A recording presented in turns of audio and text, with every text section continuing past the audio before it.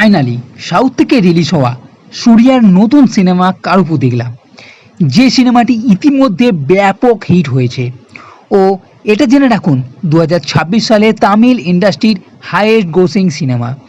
এই cinema pan India release হয়নি, মানে হিন্দি ডাবের সঙ্গে রিলিজ হয়নি, তাই দেখতে দেরি হলো। কিন্তু এই ভিডিওতে আপনি এই সিনেমা কি নিয়ে, কেমন হলো, সব কিছু জানতে পারবেন। কারুপু মানে এক দেবতার গল্প, যারা অন্যায় করে তাদের শাস্তি দেয়, সেরকমই কিছু অসহায় মানুষের সাহায্যের জন্য মানুষ রূপে আসছে।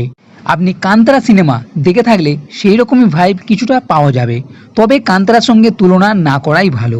পুরো সিনেমা 2 ঘন্টা 20 মিনিটের কাছে। আর এই সিনেমাটি আমার বেশ সলিড লেগেছে। সূর্যার এন্ট্রির আগে সিনগুলোও ভালো, এবং সূর্যার এন্ট্রির পর তো আরও বেশি জমে যাবে। এই সিনেমাতে কমেডি ভাব তেমন নেই, এখানে সিচুয়েশন সিন কিছু আছে, তবে সেই রকমভাবে হাসার কিছু নেই, কিন্তু তা হলেও মজা ভাব প্রথম থেকেই আছে। এছাড়া বেশ কটা ফাইট সিন আছে। এখানে যেহেতু ভগবান রূপে আছে, তাই বললাম কান্তারার ভাব আপনি পাবেন। আর এই ফাইট সিনগুলো বেশ জবরদস্ত আছে। সিনেমার ফার্স্ট হাফ তো বেশ জবরদস্ত, আর সেকেন্ড হাফেও ভালো লাগবে। এছাড়া এখানে বেশ কিছু টুইস্টও দেখা যাবে। একটি লোক ও তার মেয়ে চেন্নাই যাবার পথে তাদের গয়না চুরি যায়। মেয়েটির অপারেশন হবার কথা ছিল, তাই তারা নিয়ে যাচ্ছিল। পুলিশ সেগুলো উদ্ধার করে, তবে এখানেও কিছু ঘটনা আছে।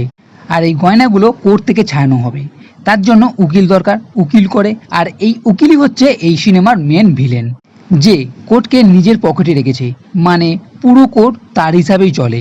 এইবার মেয়েটির বাবা ভগবানের কাছে সাহায্য চায়, সে হলো কারুপু। এখানেও একটা টুইস্ট আছে, ভগবান মানুষ রূপে সাহায্যের জন্য আসে।